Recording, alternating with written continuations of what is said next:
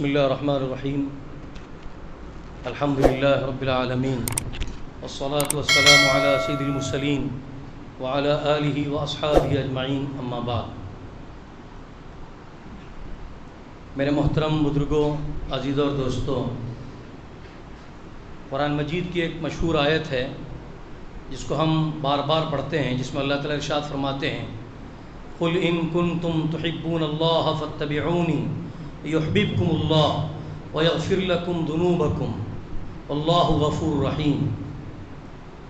یہ آیت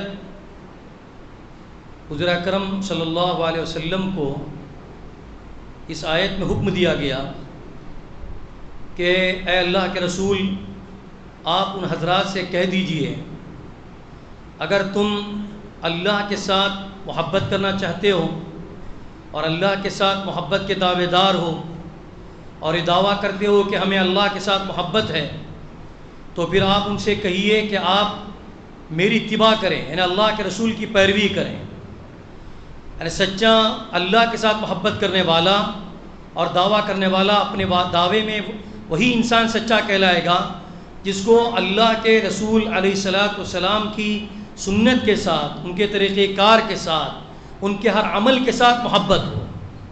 اگر اس کے ساتھ ان کی اتباع ہے، اللہ کے رسول کے ساتھ، اللہ کے رسول نے جو احکامات ان کو بتائے، جو لوازمات، جو فرائض، جو واجبات، جو سنتیں، جو مستحبات اللہ کے رسول نے ہمیں بتلائے ہیں، اگر ان کی پیروی ہو رہی ہے تو اس کا مطلب یہ ہے کہ آپ اپنے دعوے کے اندر سچے ہیں۔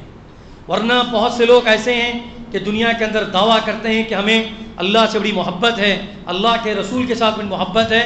یہ زبانی دعوے اس وقت تک کامیاب نہیں ہو سکتے جب تک وہ زبانی دعوے عمل کے ساتھ جڑے ہوئے نہ ہوں۔ اس لیے قرآن مجید میں اللہ رب العزت نے ارشاد فرمایا آپ ان سے کہہ دیجئے کہ اگر آپ اللہ سے محبت کرتے ہیں تو پھر آپ کی اتباع کریں، یعنی میری اتباع کریں۔ تو پھر اس سے کیا ہوگا؟ اتباع سے اللہ تعالیٰ تمہاری گناہوں کو معاف فرما دے گا، اور اللہ تعالیٰ بڑے بخشنے والے اور بڑے رحم کرنے والے ہیں۔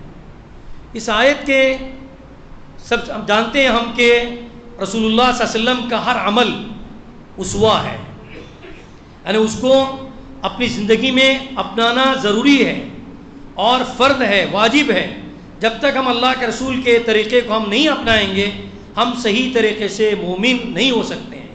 اس لیے حضور کی ہر بات، ہر قول، ہر فعل، ہر حدیث اور ان کی گفتگو، ان کا کردار، ان کا گفتار، جتنی بھی چیزیں ہم بتائیں سب قابل تقلید ہیں اور قابل اتباع ہیں۔ اس کے ساتھ ساتھ اللہ کے رسول علیہ الصلاۃ والسلام نے خصوصی طور پر چند باتیں ارشاد فرمائی ہیں، ان کو وصیت کا نام دیا گیا ہے۔ حدیث پاک کی کتابوں کے اندر اوصانی، یا کسی صحابی نے کہا اوصینی، آپ مجھے وصیت کیجئے۔ اصل میں وصیت اس بات کو کہتے ہیں جو قریب المرگ ہو، یعنی جس کی موت ابھی قریب ہو یا موت سے پہلے کچھ نصیحتیں کریں۔ کوئی آدمی اپنے اولاد کو کچھ باتیں بتلاتا ہے کہ میرے مرنے کے بعد تم لوگ فلاں کام مت کرنا، فلاں کام کرنا، یا فلاں چیزیں کرنا، کچھ کام کرنے کی بتاتا ہے، کچھ کام نہ کرنے کا بتاتا ہے۔ اس کو عام طور پر وصیت کہا جاتا ہے۔ اس کا مطلب یہ ہوتا ہے کہ بعض اولاد وہ ہوتی ہیں جو آخری حد تک اپنے ماں باپ، اپنے والدین کی جو باتیں وصیت کے طور پر کہی گئی تھیں، ان کے انتقال کے بعد پھر عمل کرتی ہیں۔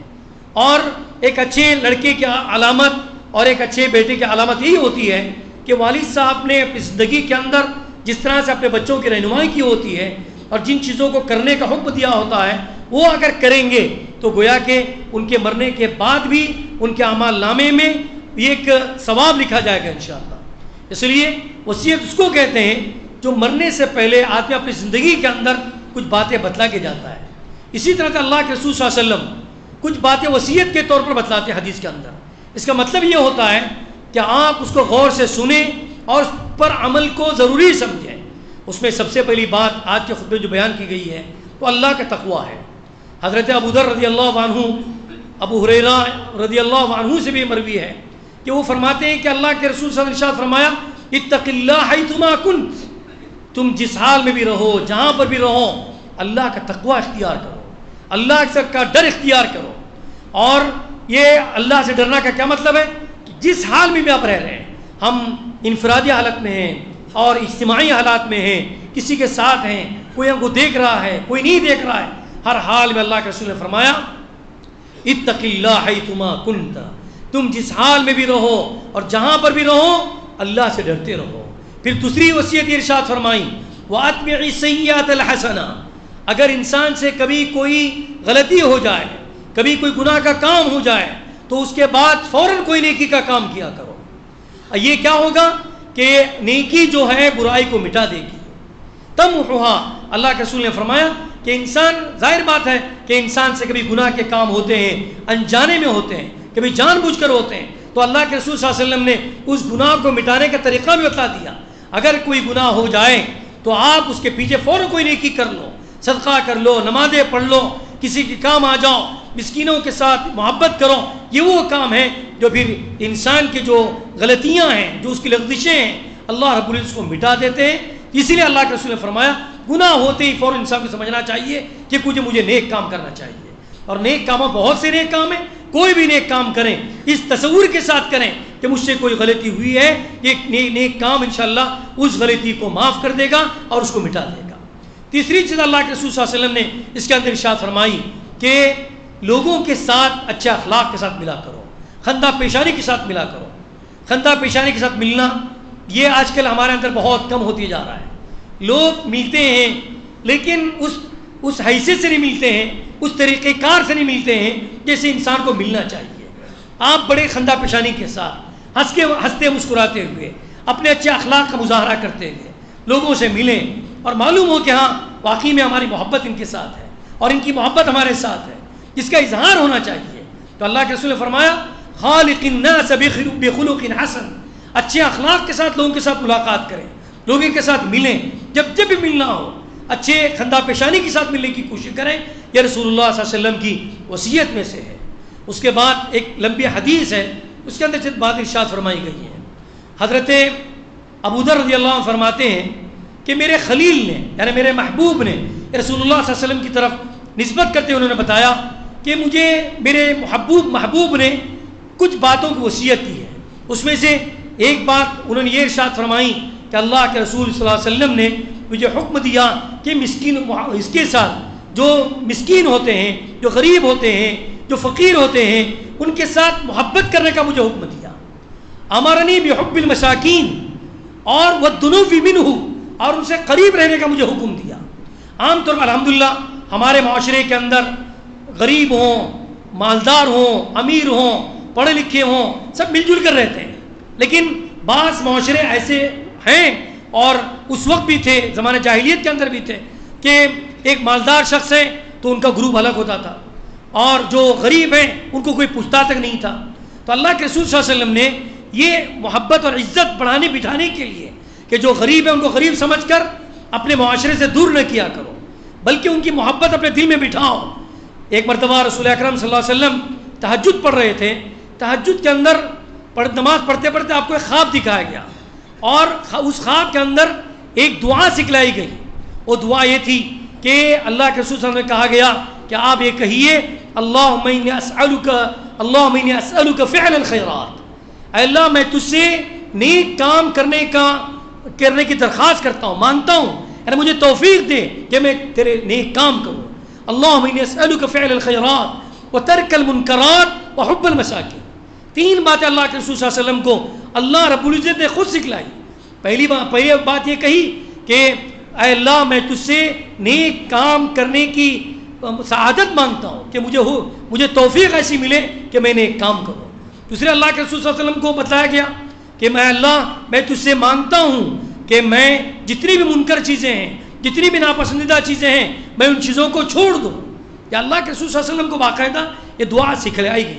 اور تیسری بات دیکھیے حب المساکین، اسألک حب المساکین، یا اللہ میں تجھ سے مانگتا ہوں کہ مسکین کی محبت میرے دل میں آ جائے، مسکین کی محبت میرے دل میں آ جائے۔ تو ایک مرتبہ اللہ کے رسول صلی اللہ علیہ وسلم نے ایک دعوت کے سلسلے میں فرمایا تھا کہ وہ بدترین دعوت ہے، بدترین ولیمہ ہے، جو نکاح کے بعد جو دعوت دی جاتی ہے اس کو ولیمہ کہتے ہیں۔ وہ ولیمہ بڑا بدترین ہے جس کے اندر جو بیچارے آنا چاہتے ہیں ان کو روک دیا جائے، اور جو آنا نہیں چاہتے ہیں ان کو اصرار کیا جائے کہ اب آ جائیے۔ اس حدیث کی تشریح میں لوگوں نے لکھا ہے محدثین نے، جو آنا چاہتے ہیں کہ کیا مطلب ہے؟ بعض لوگ یہ ہوتے ہیں جو کسی کی دعوت میں آنا چاہتے ہیں، مثلا وہ غریب ہیں، مسکین ہیں، وہ بیچارہ آنا چاہتے ہیں لیکن ان کو دعوتیں نہیں ملتی ہیں، وہ نہیں آ سکتے. اور جو لوگ آنا نہیں چاہتے، بڑے بڑے مالدار لوگ جو اپنے گھروں میں عیش و آرام کے ساتھ رہتے ہیں، ان کو اصرار کرنا پڑتا ہے کہ آپ میری دعوت میں آئیے، آپ میری دعوت میں آئیے، کل فلانے بجے دعوت شروع ہوگی، فلانے جگہ پر ہوگی. وہ آنے کے لیے تیار نہیں ہوتے ہیں، ان کو بار بار فون کر کے ان کو بلانا پڑتا ہے کہ آپ کھانے میں آئیے، آپ ہماری دعوت میں آئیے. تو اللہ کے رسول صلی اللہ علیہ وسلم نے فرمایا کہ بدترین دعوت وہ ہے کہ جس کے اندر امراء کو اور بڑے بڑے لوگوں کو اور مالداروں کو، اغنیاء کو بلایا جائے اور فقیروں کو، محتاجوں کو، مسکینوں کو اس دعوت سے دور رکھا جائے. یہ بدترین دعوت ہے. اس لیے اللہ کے رسول صلی اللہ علیہ وسلم کو زیادہ تر یہ مساکین زیادہ پسند تھے. ان کے حالات کو آپ جانتے تھے، ان کی کیا مجبوریاں ہیں اور ان کی کیا ضرورتیں ہیں. ان کی ضرورتوں کو پورا کرنے کے لیے اللہ کے رسول صلی اللہ علیہ وسلم اپنے صحابہ کے اندر بھی اس کا تذکرہ فرمایا کرتے تھے کہ کون ہے جو فلانے کی اس کی مدد کرے، اس کا تعاون کرے، اپنے گھروں میں لے جائیں. جو بعض صحابہ وہ تھے جو بڑے مالدار تھے، اللہ نے کو مال دیا تھا، ان کی دولت ہی تھی. اور اکثر صحابہ 70 سے زائد فیصد صحابہ وہ تھے جو زیادہ مالدار نہیں تھے، جو غریبی کی حالت میں، جو مسکینی کی حالت میں، محتاجی کی حالت میں تھے. تو اللہ کے رسول صلی اللہ علیہ وسلم نے مالدار صحابہ سے کہا آپ ان کا خیال رکھیے. کبھی کبھار آپ اچھا پکاتے ہیں تو آپ اپنے غربا کا، مسکینوں کا خیال رکھ کر ذرا سا سالن میں اور پانی ملا دیجیے، اور کچھ خالی صرف خوشبو ان کے گھر میں نہ جائے بلکہ کچھ لذیذ چیزیں ان کے گھر میں پہنچ جائیں. اللہ کے رسول صلی اللہ علیہ وسلم نے یہاں تک ان کا خیال رکھا. اور اسی لیے رسول اللہ صلی اللہ علیہ وسلم کو مسکینوں کے ساتھ بڑی محبت تھی. ان کے ساتھ بیٹھتے تھے، اٹھتے تھے، ان کے حالات معلوم کرتے تھے. اس لیے کہ بعض لوگ وہ ہوتے ہیں جو مالدار ہوتے ہیں، جو بڑے لوگ ہوتے ہیں، وہ اپنے قریب ان کو آنے نہیں دیتے ہیں، نہ ان کے قریب جانا پسند کرتے ہیں. یہ تو اسلام کی بات ہے کہ اسلام نے بڑوں کی، چھوٹوں کی، عربی کی، عجمی کی، غریبوں کی، مالداروں کی، اور یہ سب جو اونچ نیچ ہے اس کو ختم کر دیا اور سبوں سے کہا سب ایک بھائی بھائی ہیں، کسی کو کسی پر فضیلت حاصل نہیں ہے، صرف تقوی کی بنیاد پر فضیلت حاصل ہوگی. تو رسول اللہ صلی اللہ علیہ وسلم کی یہ وصیت بھی بہت ہی عمدہ وصیت ہے کہ ہمارے معاشرے کے اندر الحمدللہ اللہ کا شکر ہے کہ ہم سب ایک ہیں اور اس طرح کی دعوتیں ہوتی ہیں تو سب کو بلایا جاتا ہے. لیکن جیسے میں نے کہا یہ اس طرح کی چیزیں ہوتی ہیں، غریب گھٹن محسوس کرتا ہے اور یہ فقراء گھٹن محسوس کرتے ہیں اور ان کو احساس ہوتا ہے کہ ہم کس معاشرے میں جی رہے ہیں. تو یہ تو بات یہ ہوئی کہ رسول اللہ صلی اللہ علیہ وسلم کی جو محبت تھی مسکینوں کے ساتھ بھی تھی، جیسے ہم کو بھی چاہیے کہ مسکینوں کے ساتھ محبت کریں، ان کی ضرورتوں کو پہچانیں اور ان کی ضرورتوں کو پورا کرنے کی کوشش کریں. آخری بات کہہ کر میں اپنی بات ختم کروں گا. اس کے بعد رسول اللہ صلی اللہ علیہ وسلم نے ایک وصیت یہ فرمائی کہ دنیاوی معاملات میں اللہ کے رسول صلی اللہ علیہ وسلم نے مجھے وصیت فرمائی. کون کہتے ہیں؟ ابو ذر کہتے ہیں کہ دنیاوی معاملات میں کبھی بھی اپنے سے چھوٹوں کو دیکھا کرو. اپنے سے چھوٹے کہ وہ کس گھر میں رہتے ہیں، ان کی نوکری کیا ہے، وہ کس طرح سے اپنا گھر چلا کر اپنی زندگی گزار رہے ہیں، ان چیزوں کو دیکھنا چاہیے دنیاوی معاملات کے اندر. دنیاوی معاملات کے اندر اگر ہم بڑے بڑوں کو دیکھیں گے کہ یہ کتنا بڑا ہے، اس کے مکانات کتنے بڑے ہیں، اس کی گاڑیاں کتنے عالی شان ہیں، فلانی زمین اس کے پاس کتنی ہے، ان سب چیزوں کو دیکھیں گے تو انسان کے دل کے اندر حرص پیدا ہوتی ہے اور اللہ کی جو نعمتیں ہم کو ملی ہیں اس کی ناقدری پیدا ہوتی ہے. اس لیے رسول اللہ صلی اللہ علیہ وسلم نے فرمایا کہ دنیاوی معاملات کے اندر کبھی بھی اپنے سے چھوٹوں کو دیکھنا چاہیے.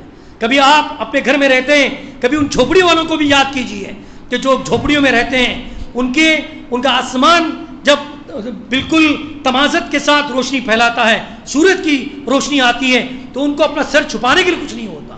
بارش ہوتی ہے تو بارش سے بچنے کے لیے کچھ نہیں ہوتا. ان کو دیکھ کر ہم کو محسوس کرنا چاہیے اللہ نے ہم کو کتنی بڑی نعمتوں میں رکھا ہے.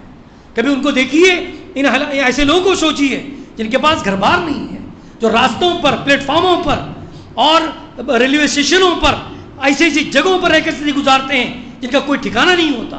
لیکن الحمدللہ اللہ نے ان سے بڑھ کر ہم کو اچھا گھر دیا ہے، رہنے کے لیے سامان دیے ہیں اور اچھے آرام اور عیش و آرام کے ساتھ رہتے ہیں.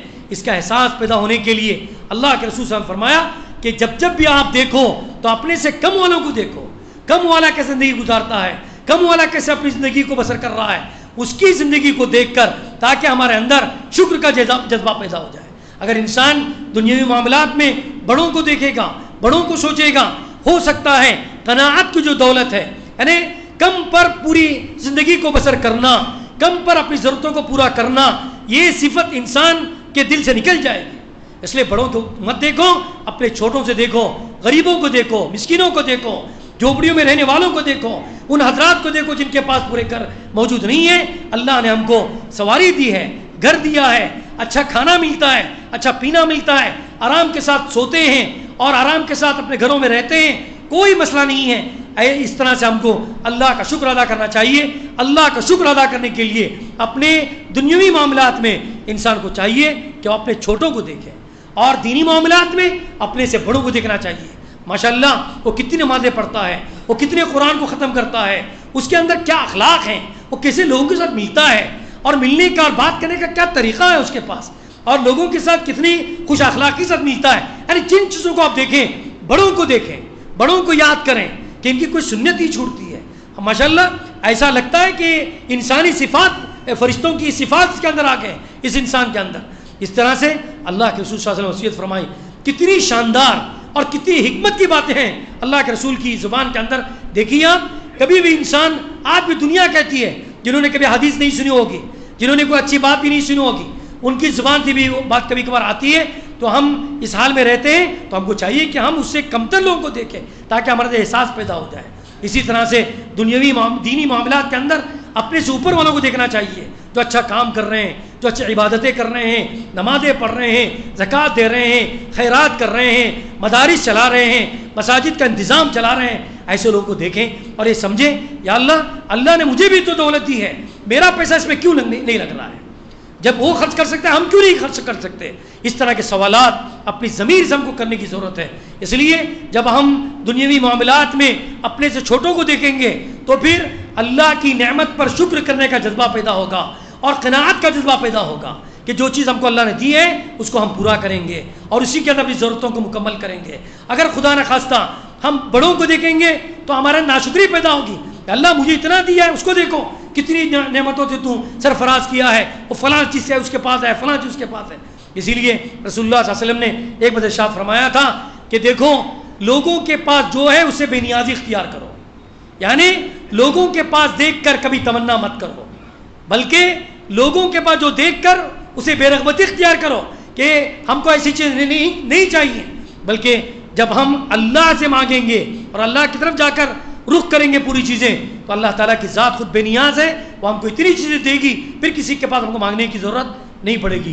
بس یہ چند وصایت رسول اللہ صلی اللہ علیہ وسلم کی، اس کے اندر کتنی حکمتیں ہیں اور کتنی باتیں ہیں، اس کے اندر مزید کچھ رہ گئی ہیں، انشاءاللہ کبھی آپ کے سامنے بیان کی جائیں گی۔ بہرحال ان باتوں کو بتانے کا مقصد یہ ہے کہ رسول اللہ صلی اللہ علیہ وسلم کی محبت، اللہ کی محبت کا جو ہم دعویٰ کرتے ہیں، وہ طریقہ کار ہم اپنی زندگیوں کے اندر بھی عملی طور پر لے کر آئیں۔ جب ہم عملی طور پر لے کر آئیں گے تو یقیناً اللہ اور اللہ کے رسول کی محبت کا جو دعویٰ ہے وہ دعویٰ سچا رہے گا۔ اللہ تعالیٰ مجھے بھی اور آپ کو بھی ان باتوں پر عمل کرنے کی توفیق عطا فرمائیں اور اپنی زندگیوں کے اندر انقلاب برپا کرنے کی توفیق عطا فرمائیں۔ دنیاوی معاملات ہوں، دینی معاملات ہوں، اللہ کے رسول صلی اللہ علیہ وسلم کے جو طریقہ کار ہے، جو اس کا انہوں نے طریقہ بتلایا ہے اور جو وصیتیں اور جو نصیحتیں کی ہیں، ان وصیتوں پر اور ان نصیحتوں پر مجھے بھی اور آپ کو بھی عمل کرنے کی توفیق عطا فرمائیں۔ وآخر دعوانا ان الحمدللہ رب العالمین۔ سبحان اللہ بحمدک، سبحانک اللہم بحمدک، نشہد ان لا الہ الا انت، نستغفرک ونتوب الیک۔ سبحان ربک رب العزة عما یصفون، وسلام علی المرسلین، والحمد للہ رب العالمین۔